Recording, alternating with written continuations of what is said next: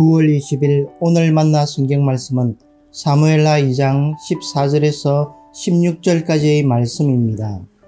아브넬이 요압에게 이르되 원하건대 청년들에게 일어나서 우리 앞에서 겨루게 하자. 요압이 이르되 일어나게 하자 하매 그들이 일어나 그 수대로 나아가니 베냐민과 사울의 아들 이스보셋의 편에 12명이요 다윗의 신복 중에 12명이라. 각기 상대방의 머리를 잡고 칼로 상대방의 옆구리를 찌르매 일제히 쓰러진지라. 그러므로 그곳을 헬갓 핫수림이라 일컬었으며 기브온에 있더라. 아멘. 오늘 만나로 만나주시는 하나님을 기대합니다. 사울의 사후 다윗이 유다의 왕이 되고 사울의 아들 이스보셋이 이스라엘의 왕이 됩니다. 한 나라에서 왕이라 불리는 이가 둘이었으니 정치적, 군사적 충돌은 예정된 수순이었습니다. 오늘 우리가 함께 읽은 말씀은 다윗 유다 왕국과 이스보셋 이스라엘 왕국의 첫 번째 충돌을 기록하고 있습니다. 이스라엘의 군사령관 아브넬이 남진하여 기브온에 도착합니다. 곧이어 유다의 군사령관 요압도 군을 이끌고 기브온에 도착하지요. 기브온은 팔레스타인의 중심부에 위치한 수장 공급이 가능한 전략적 요충지였습니다. 기브온에 모인 양측은 물을 사이에 두고 대치합니다. 대치 중인 상황에서 이스라엘의 아브넬이 요압에게 이렇게 제안합니다. 서로 청년들을 내세워서 우리 앞에서 겨루게 합시다. 요압이 동의하여 이스라엘 군에서 12명, 유다 군에서 12명이 차출되어 혈전을 벌입니다. 24명이 각자의 왕국과 군을 대표하여 백병전을 벌였으니 그 양상이 얼마나 치열하고 또 처절했을까요? 피와 살점이 튀던 현장을 사무엘기는 이렇게 묘사합니다. 그들이 서로의 머리카락을 움켜쥐고 칼로 서로의 옆구리를 찔렀다.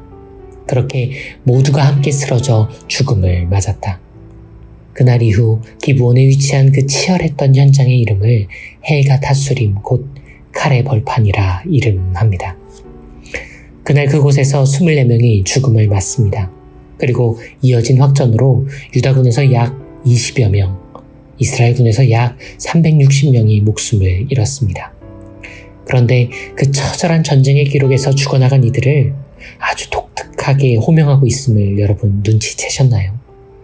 오늘 우리가 읽은 말씀에서는 그날 죽은 이들을 병사나 군인 혹은 장수라고 부르지 않습니다. 헬갓 핫수림 전투에서 희생당한 이들을 호명하는 방식은 21절 아브넬의 입을 통해 다시 확인됩니다. 이스라엘군 사령관 아브넬이 유다군에게 쫓겨서 퇴각하는 도중 그를 끈질기게 추격하던 유다군의 아사엘에게 이렇게 외칩니다. 나를 쫓지 말고 왼쪽이나 오른쪽에 널려있는 청년들 중 하나를 잡아 그의 군복이나 전리품으로 취하라. 오늘 말씀 14절을 다시 읽어볼까요? 서로 청년들을 내세워서 우리 앞에서 겨루게 합시다. 헬갓 핫수림에서 죽어나간 이들은 그냥 병사나 군인이 아니었습니다. 사무엘기는 그날 그곳에서 동원되고 쓰러지고 또 대신 죽어야만 했던 이들을 청년이라고 부릅니다. 헬갓 핫수림 전투 속 양군의 지휘관과 결정권자들은 줄곧 청년들과 그 생명을 소모품처럼 여깁니다. 일촉즉발의 상황 속에서 그들은 청년을 우선 동원합니다. 청년을 가장 먼저 앞세워 그들의 몸과 생명으로 전투를 이어갑니다. 청년이 청년을 움켜쥐고 청년이 청년의 숨통을 끊도록 만듭니다. 그렇게 잔인한 결정을 내린 이후에도 확전을 막지 못해 수많은 이들을 다시 쓰러지게 만듭니다. 후퇴하던 도중 목숨을 건지기 위해 청년들을 희생양이자 전리품으로 내던지기를 망설이지 않습니다. 이 전쟁터에서 청년들의 오늘이 겹쳐 보입니다. 이 전쟁터에서 청년과 청년을 경쟁시켜 목적을 이루려는 오늘이 겹쳐 보입니다. 이 전쟁터에서 소기의 목적을 이루기 위해 청년들을 소모하고 폐기하는 오늘이 겹쳐 보입니다. 이 전쟁터에서 자기의 존재를 증명하기 위해서 스스로도 원치 않는 전쟁 영웅이 되어야만 하는 청년들의 오늘이 겹쳐 보입니다. 이 전쟁터에서 살아남기 위해 친구를, 또래를, 동기를 벗을 찌르고 죽여야 할 이로 마주하는 청년들의 오늘이 겹쳐 보입니다. 이 전쟁터에서 법으로도 보호받지 못해 위험의 외주를 오롯이 감내하는 청년들의 오늘이 겹쳐 보입니다. 이 전쟁터에서 한창 뜨겁고 푸르러야 할 그 몸, 싸늘히 식어버린 주검이 되어버린 청년들의 오늘이 겹쳐 보입니다. 이 전쟁터에서 청년들의 오늘이 겹쳐 보입니다. 어쩌면 전쟁터에서만 전쟁터이기에 청년들이 죽어나가는 것이 아닐지도 모릅니다. 청년들이 죽어나는 그 모든 것이 오히려 전쟁터인 것은 아닐까요? 청년들이 위태로운 곳, 청년들이 우정을 포기하는 곳, 청년들로 서로를 혐오케하는 곳, 청년들이 내일을 보장받지 못하는 곳, 청년들이 생명의 풍성함을 누리지 못하는 것, 그 모든 것들을 우리는 전쟁터라고 불러야 할지도 모릅니다. 청년들에게서 이 전쟁터를 박탈합시다. 청년들을 이 전쟁터에서 쫓아냅시다. 그리고 그러려면 먼저 우리가 전쟁을 멈춰야만 합니다.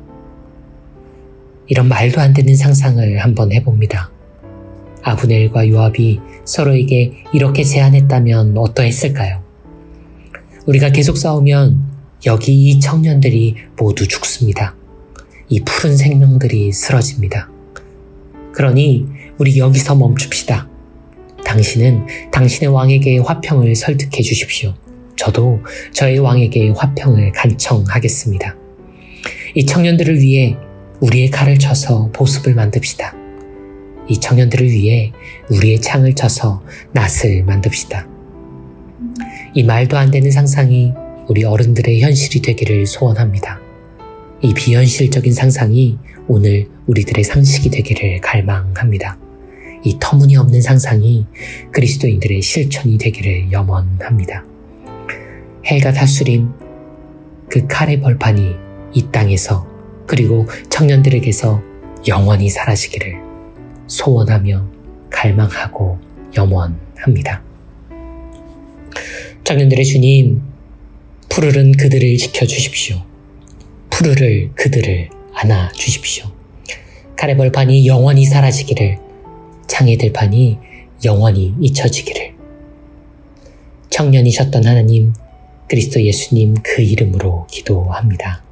아멘. 두 가지 기도 제목으로 기도하겠습니다.